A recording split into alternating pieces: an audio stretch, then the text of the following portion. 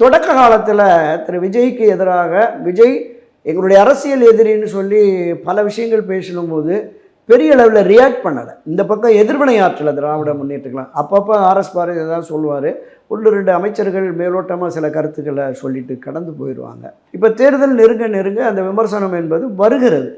இந்த விமர்சனம் என்பது தாவேகாவை ஒரு பெரிய பின்னடைவுக்கு கொண்டு போகுமா அப்படின்னு சொன்னால், அவருடைய ரசிகர்கள், நம்ம தொடக்கத்தில் பல பதிவில் சொல்லியிருக்கோம், அரசியல் அவருடைய அந்த ரசிகர்களை தாண்டி அரசியல் களத்திற்கு வரணும், பதவி பொறுப்புகளுக்கு வர வேண்டும் என்று விரும்புகிற புதிய இளைஞர்கள் கூட அங்கே ஆதரவு நிலையில்.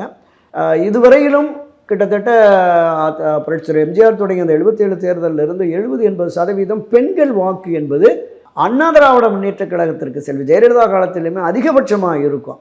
ஆனால் கடந்த 2021 இருந்து ஓரளவுக்கு திமுகவுக்கு அந்த வாக்குகள் போயிருக்கு. அவங்களுடைய இப்போ இந்த அணுகுமுறைகளும் திமுகவுக்கு போகும் அப்படின்னு. இதில் ஒரு பிரிவு நடுத்தர வயது பெண்கள் கூட விஜயினுடைய கூட்டத்துக்கு வந்து அவங்க பொதுவெளிகளில் பேசும்போது இந்த முறை விஜய்க்கு தான் நாங்கள் வாக்களிப்போம் அப்படிங்கிறது. அப்போ அந்த சிறுபான்மை வாக்குகள், பெண்கள் வாக்குகள், புதிய இளைஞர்கள் வாக்குகள் இதை நோக்கி போகிற பொழுது தங்களுக்கு ஒரு திமுக அணிக்கு பாதிப்பை ஏற்படுத்துமோ என்கிற பயம் இருக்குது அப்படிங்கிறது இப்போ அண்மை காலமாக நமக்கு தெரிய வருது.